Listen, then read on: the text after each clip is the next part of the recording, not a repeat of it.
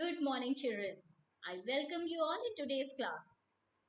Before I start my before I start with my topic, I just want to know one thing. Can you tell me, have you ever thought of being something else? Have you ever imagined yourself in someone else's place? Means once or twice it happens in everyone's life, like we wish to be a bird or a cloud or a rainbow, or we wish to be the prime minister of a country or any celebrity, or we imagine any such kind of power in our hand that we would be able to change the whole world. So what exactly is this feeling on? Suppose if I wish to be a bird. So why I wish to be a bird? What the quality that bird possesses that I wish to be like that bird? What do you think? What do you like in a bird that you want to be like her? I think that quality is freedom. You like the freedom of the bird. That's why you want to be like a bird. So if I try to get that freedom in our life. So I don't think there is any need to be like a bird. If you want to enjoy that freedom, if you want to be independent, so we must try to make the changes in our surrounding. We need to change the conditions of our life that we would be able to enjoy that independence, that freedom. Am I right? Yes. So when we are attracted towards anyone's quality, so the main thing that attracts us towards anything is the quality that thing possesses. So the same message is provided by today's poem, the poem that we are going to read today. When we wish to be like something, so that something is the quality that that thing possesses. So instead of being that thing, is better to adopt that quality in your personality. So you will become like that. Am I right?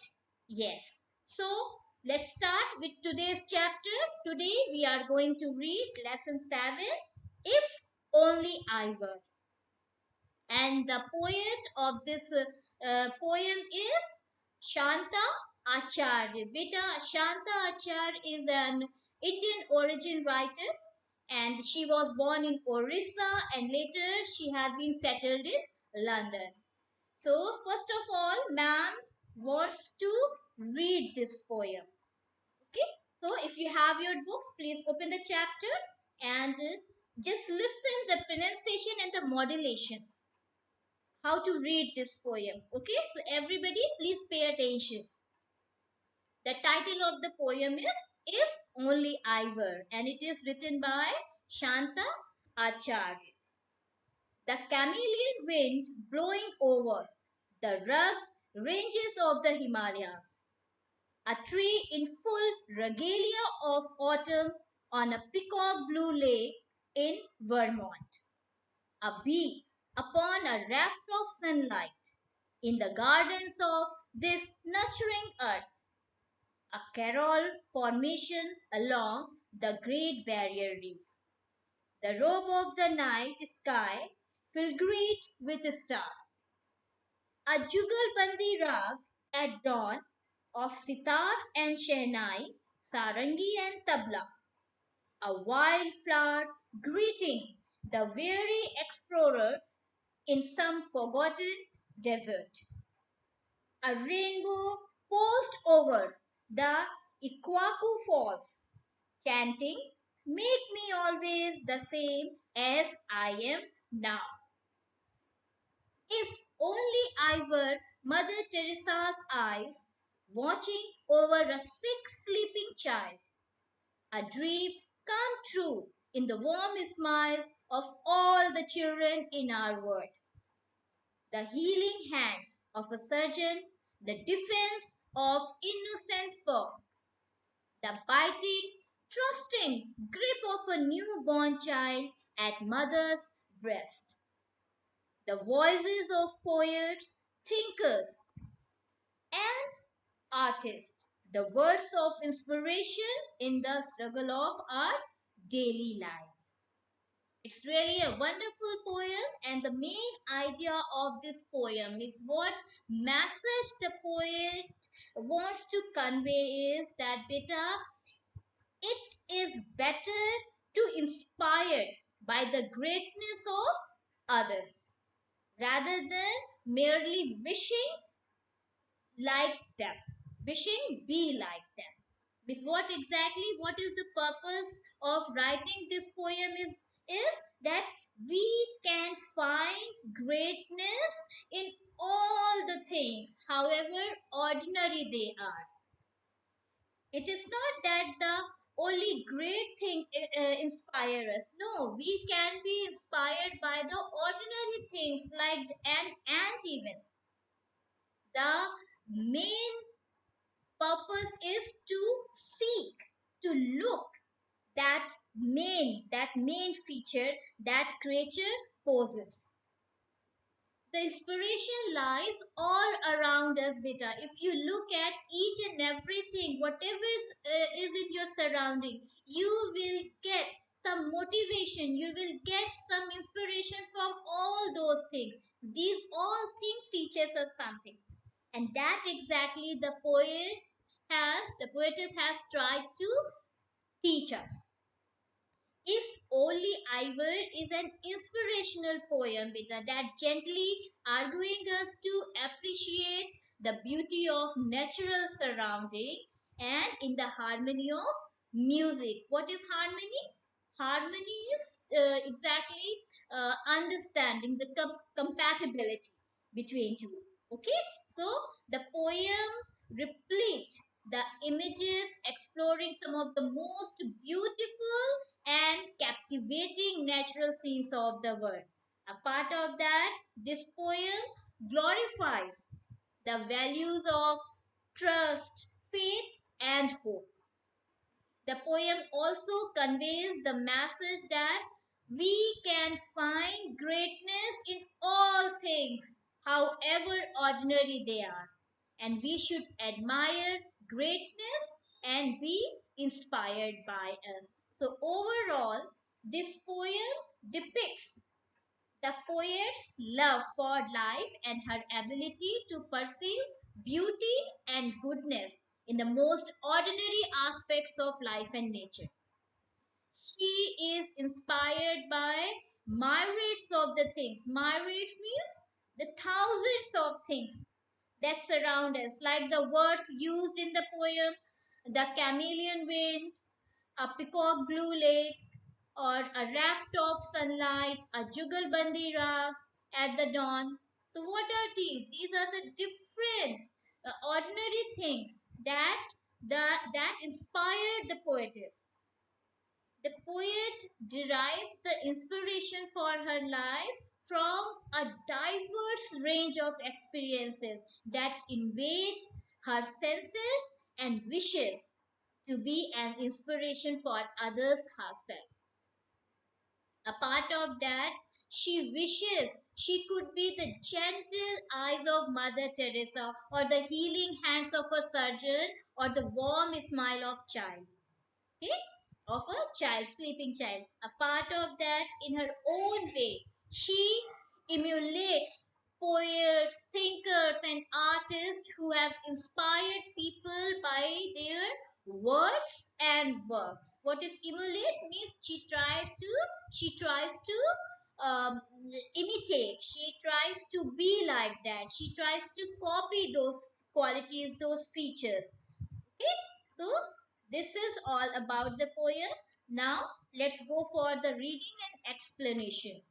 So, beta, I want you all to please open your book. It is at page number 81. Yes, don't forget to carry a pencil to underline the hard words. And a part of that, when ma'am is explaining, You can write that explanation in the book in short, or whether I want you to please pay attention only in listening to me. Let's begin with the chapter If Only I Were.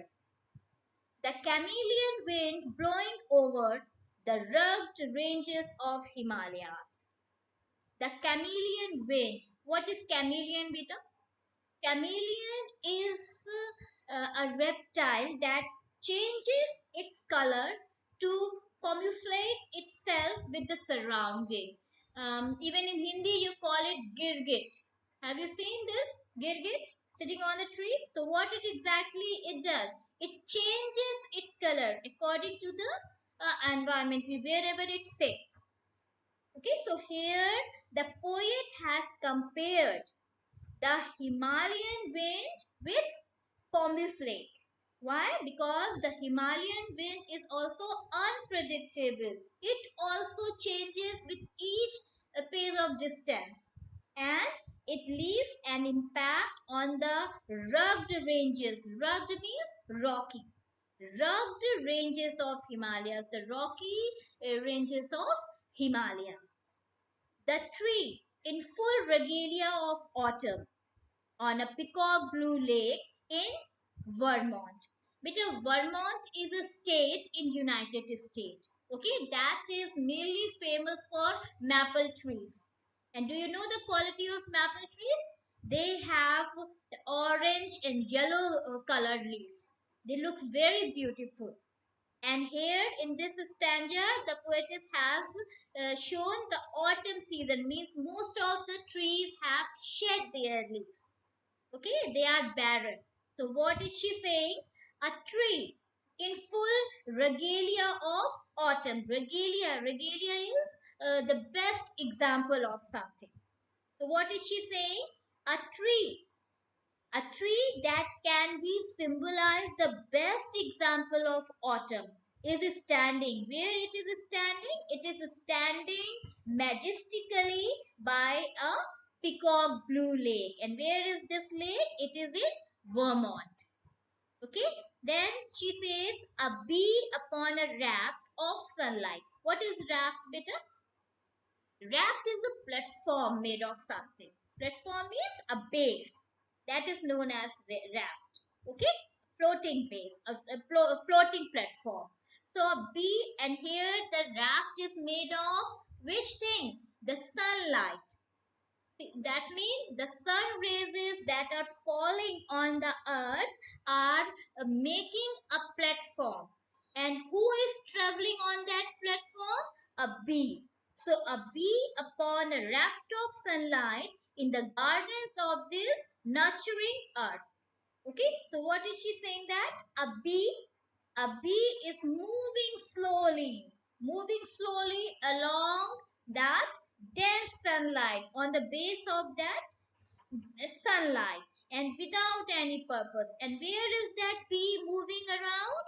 In the garden of the earth. Because this whole earth is a garden for her, and she is free to go anywhere. So here the poet has seen the quality of freedom in that bee, and she wants to adopt that quality in herself.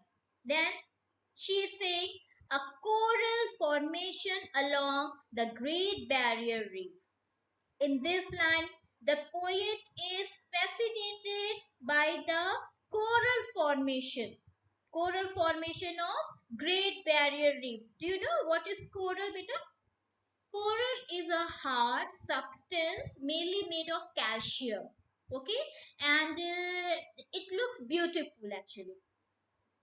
And the poetess is attracted, is fascinated by to see the beauty of that coral formation of Great Barrier Reef. Great Barrier Reef is in Australia. It is at the beside the Queensland of Australia. Okay, so she is fascinated and she wants to adopt that beauty, that coral reef possesses. So she wants to adopt that. She wants that quality, that beauty in her personality.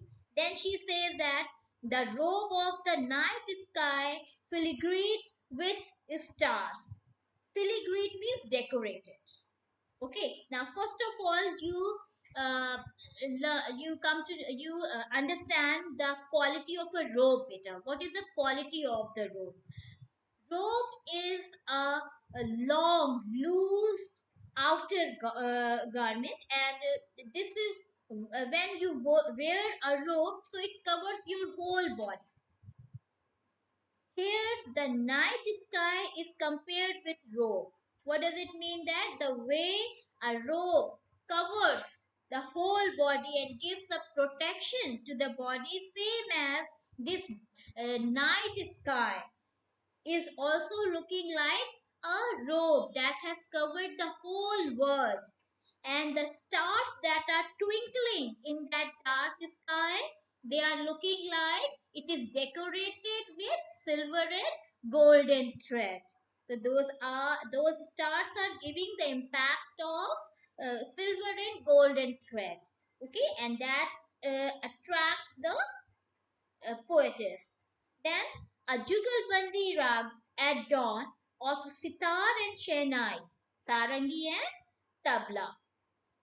A Jugalbandi rag. What is Jugalbandi, beta? Jugalbandi is a duet between two solo musicians. Solo musicians means the musicians play different instrument individually. Solo means one individually, and they have a competition between them. They play together. That's why ma'am said a duet. Okay, they play together the same rag on different instruments. Like here it is mentioned sitar and shehnai, means one musician is playing sitar and one musician is playing shehnai. Or other duet could be between sarangi and tabla. One musician is playing sarangi and the other is playing tabla. So here the poet is saying that a jugal bandi rag at dawn. What is dawn? The early morning, when the first ray of the sun appear in the sky. So at that time, the poet, whatever at that dawn time, when the jugalbandi rag is played, so the poetess is mesmerized to listen that sound, that jugalbandi. Okay, so she wants that melody in her life. She wants to adopt that melody, that smoothness, that peace in her life. Okay, that's why she has been attracted towards.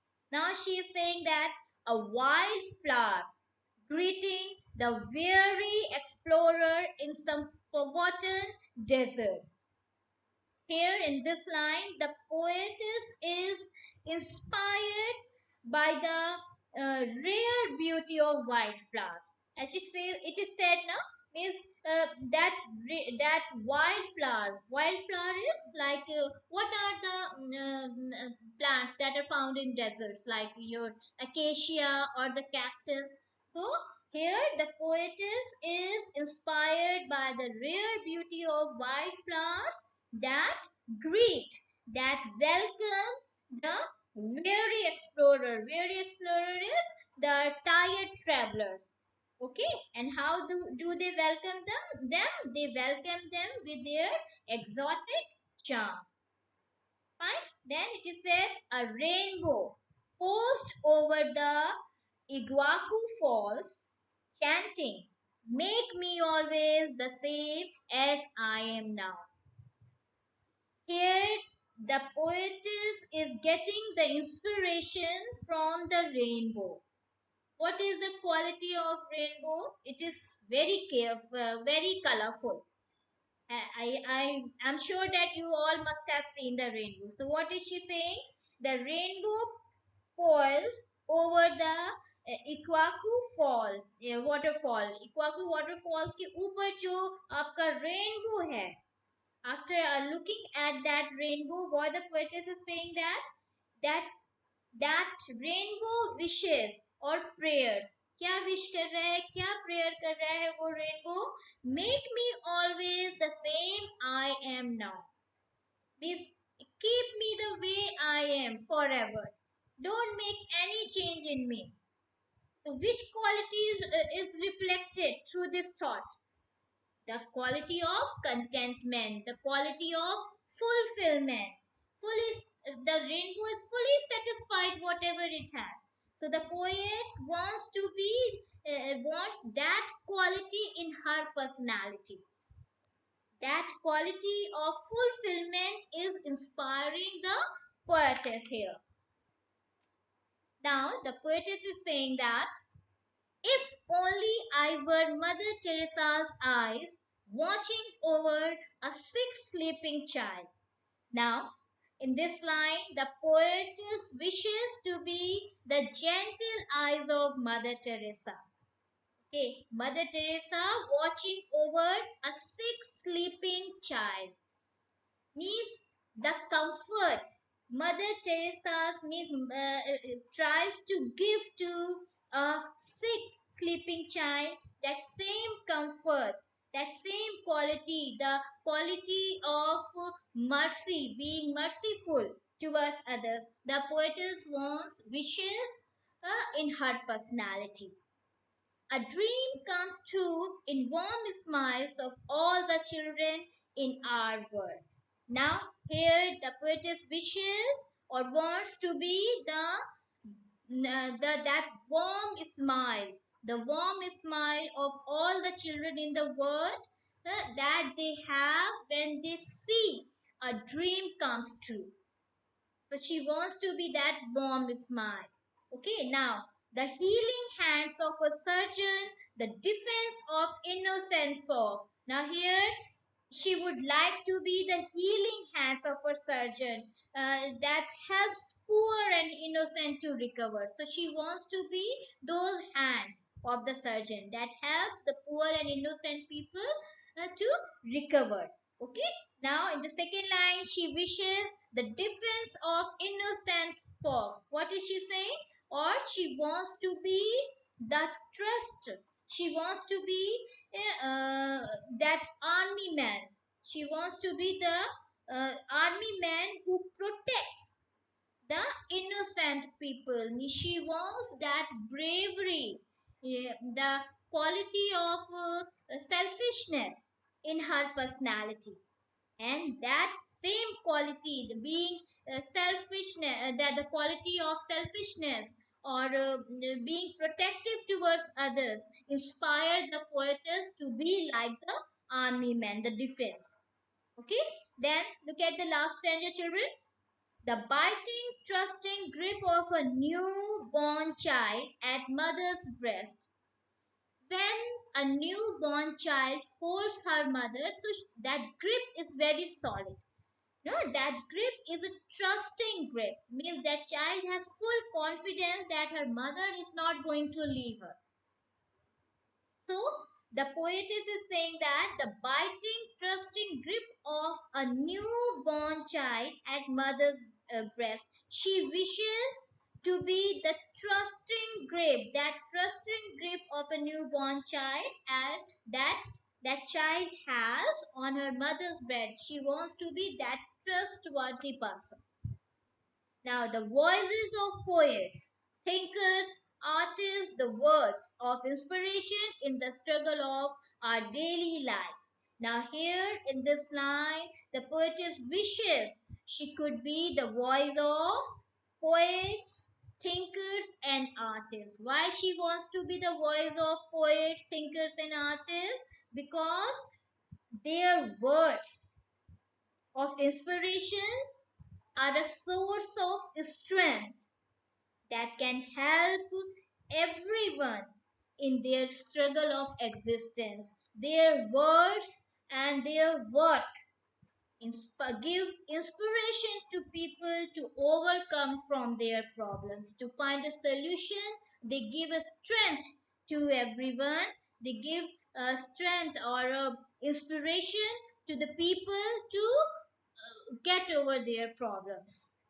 Okay, so mainly this poem is a whole soul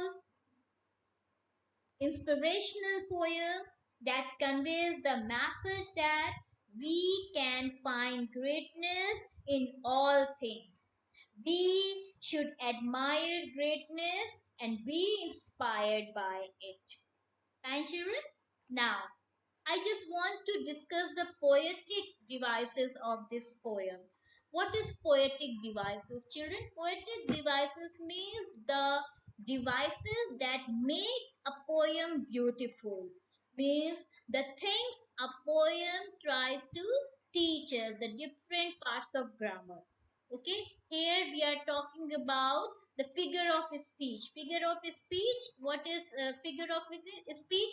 Figure of speech is a figurative language, or whether you can say an ornamental language that brings beauty to your words, that make your words beautiful.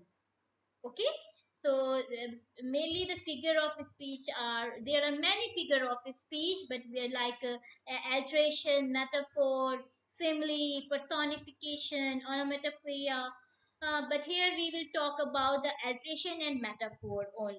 Okay, because only these two figure of speeches have been used in this poem. So let's talk about the alteration. What is alteration, children? But alteration is the repetition of same sound और same word, जब एक ही sound की बार बार repetition होती है in a poem, so that line has alteration. Like, for example, in your poem, it is used rugged ranges. Rugged is also starting with R sound, and ranges is also starting with R sound. Both have the same sound and are used close to. So it have which figure of speech? It has alteration, same as healing hands. Both are starting with HH. So it has alteration, and it should be close to also. It is not like that the first letter is starting with that R, and then the last letter of that sentence is ending with R, so it has alteration. No, the sounds must be close, must, those letters must be used close to, साथ साथ use होने चाहिए. Repetition means एक ही sound का बार बार उस line में use हो रहा है. That is alteration. Same as, let's come to metaphor. Metaphor is a comparison being made on the basis of the quality that is possessed by both. में जो quality एक में है वही क्वालिटी दूसरे में भी आप देखते हैं. For example, the line used in poem, the night sky is compared to a dark robe decorated with stars. Here, the night sky, the night sky is compared with robe. Okay, as robe covers the whole body, same as the night has also covered the whole world in the darkness. Both are that both are containing the same quality, so there it is metaphor. A part of that, there the other poetic devices are visual, auditory, and tactile images. There is a question in your book also. If you see the exercise, answer the critical appreciation. So here you can find this question, children, in your book. Give an example of visual, auditory, and tactile images from the poem. So you must have, this question is not going to be asked in the exam, but you must have the knowledge what exactly are they. So beta visual image is that when the description is given in such a manner that you start visualizing the thing, you start imagining that thing in your mind. Like if I say a peacock blue lake in Vermont, you have never been in Vermont, you have never ever seen a peacock blue lake. When I say that a peacock blue lake, so you start visualizing, आपको एक picture दिखने लगती है peacock blue lake की. So this is known as visual image. Now auditory image. Auditory image means when the description is given in such a way that you start listening. It means in listening, auditory is auditorial quality, means that you start listening those sounds, like a Jugalbandi raga at dawn of sitar and shehnai. Jugalbandi, I told you. Right now, the sitar is not played in front of you, the shehnai is not played in front of you, but you can listen their sound when I speak this line, a Jugalbandi Rag at dawn of sitar and shehnai. So this is known as auditory image. आपको वो आवाजें सुनाई देने लगती. Same as if I say the chirping of birds. Birds नहीं बोल रही हैं, but you can listen the sound कि birds कैसे बोलती हैं. So this is known as auditory image. Now next come to tactile image. Tactile image when the descriptions gives you a sense of touch. Like here in the poem, it is written the biting, trusting grip of a newborn child. Biting, trusting, एक बच्चा, a newborn बच्चा, how it holds his mother. You can feel that touch right now when you read this line. The biting, trusting grip of a newborn child. Okay. In the same manner, if ma'am says a pinch of a nib, so आपको pinch नहीं करा nib से, but you can feel that pain in your body. Okay, so this is known as tactile image of a tactile image. So these are the different poetic techniques have been used in this poem, children. That's all for today's class. Don't forget to learn the poem and its hard words. That's all for today, children. Jai Hind, Jai Bharat.